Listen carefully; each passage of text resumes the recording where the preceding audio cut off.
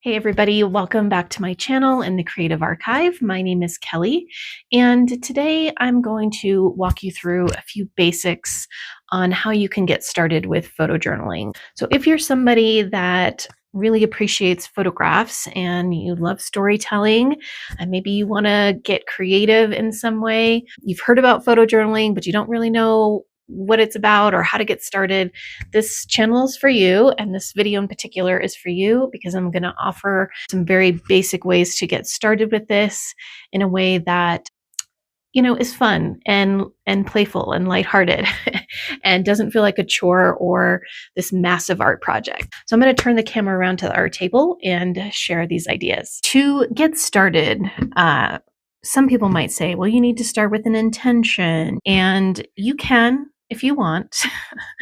But really, all you need to start with is a photograph. You don't have to know where it's going. You don't have to have a theme. You don't have to know the next steps beyond this one particular starting point, which is a photograph and then something to put it in. I'm going to give you some ideas. I pulled this one. This is from a family archive. This is me and my younger brother and my mom. We're at a park, and there's this kind of structure that we were playing on, and someone from the paper wanted to do a story about it. And so this is actually a photograph that was in the newspaper back in the, early 80s. This is a self-portrait I did. And I also printed this off on the printer, just some, regular printer paper. This is from, again, another family archive. This is me at a dance recital. Well, not at the dance recital, but before my dance recital at the house.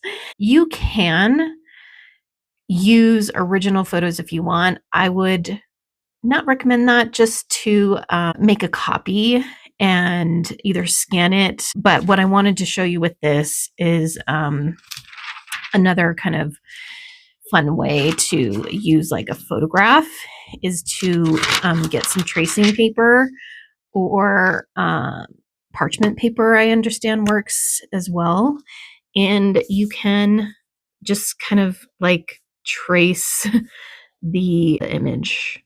So you're not using the image itself, but kind of the idea of it. I'm not going to like spend all the time on this, but you kind of get the idea, right? So there's a whole way you can kind of transfer a sketch like this into like a book or on a piece of paper with pencil and charcoal and all that kind of jazz.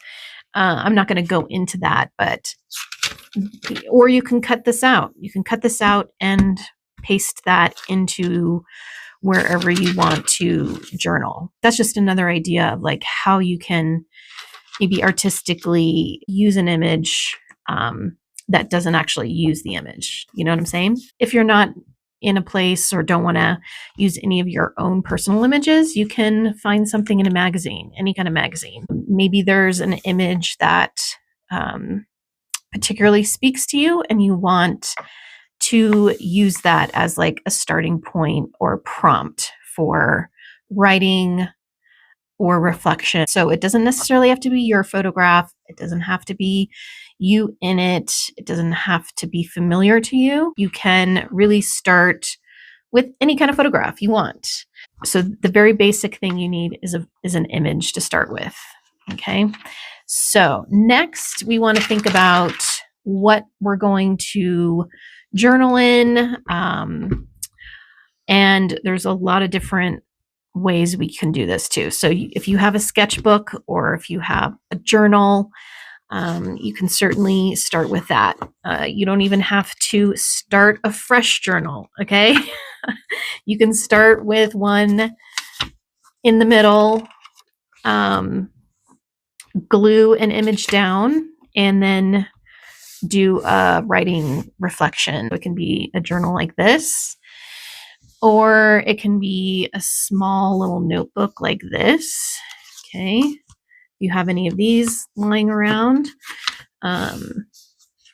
So like something like this might be fun kind of in there, So like, let's just imagine that that was kind of traced in, and then you can do some writing, doodling, and what have you there. So there's that. If you don't have like a journal or a book, you can also use index cards. Let's just say we did, you know, an image on the front of this, and then you can write something on the back. That works too. And then if you want to have like a collection of 3x5 cards that you later bind together, like that, that works, you know. You can also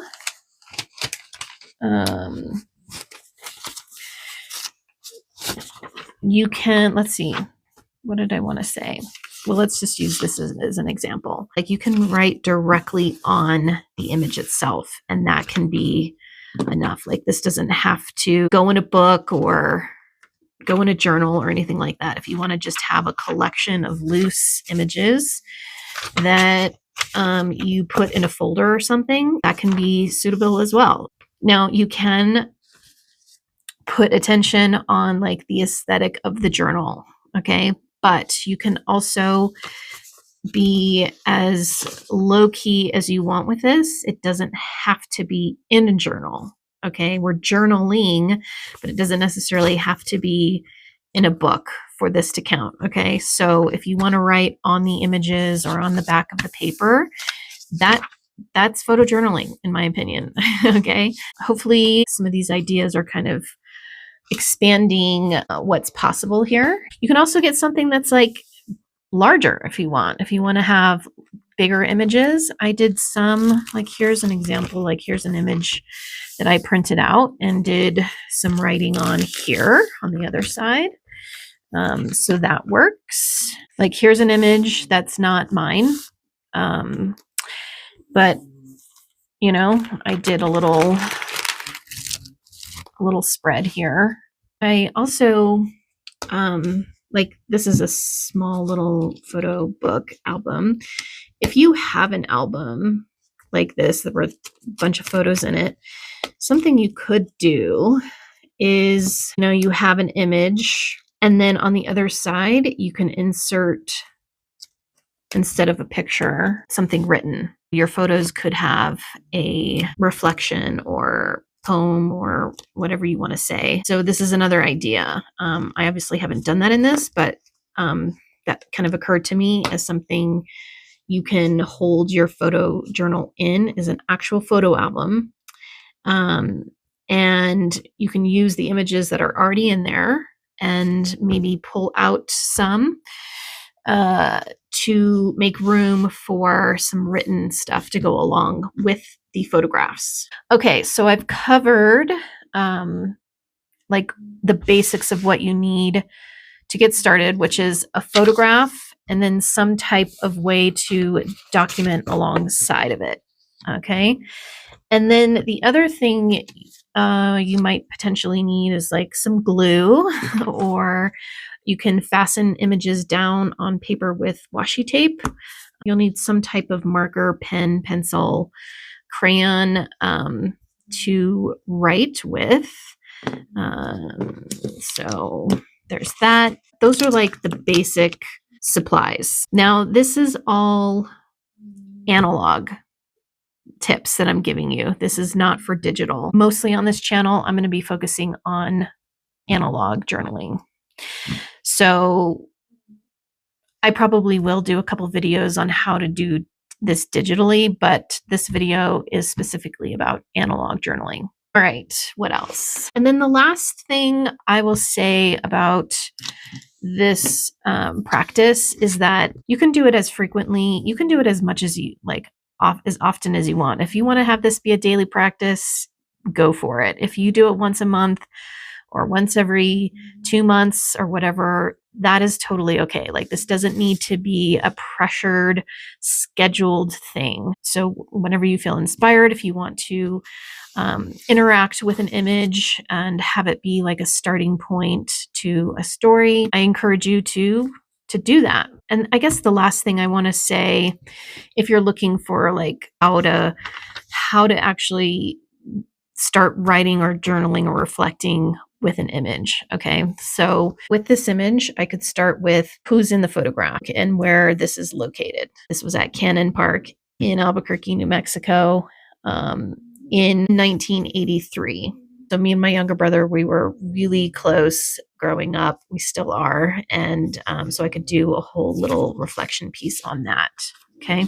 So like with this one, I could write on my dance teacher that I vividly remember. I could write about the impact she had on me. I could write about what dance meant to me or felt like at this time. I could write about what my relationship is to dance now as a 46-year-old. That's another angle I could go with this photo. I don't know. So you kind of just take some time with the image and see what comes up when you're looking at it, and write about that. I want to encourage you to not run to ChatGPT and ask for journaling prompts. I really want to encourage you to sit with yourself and let the ideas come up. You do have ideas, and I just really want you to tap into your own body and the things that are coming up as you look at the image, and take one of those things and start writing about it. Okay. What else? So you can also use images that are more like abstract, perhaps. So when you're doing some writing, it doesn't have to be connected literally to the image. It can be totally separate. Okay. So whatever you want, whatever comes up for you as you're looking at an image, just write that. Or it could be something that you're actively going through and experiencing in the moment that has nothing to do with this photograph. Okay. So you can just like write, on the photograph or on a piece of paper, whatever you decide to do. I absolutely love the photo journaling process, and I hope some of these ideas that I gave you are some that you can get started with. Do let me know in the comments if you play with any of these ideas, and let me know if there were any new ideas that you thought of while watching this video to help you get started with your photo journal. All right, happy journaling.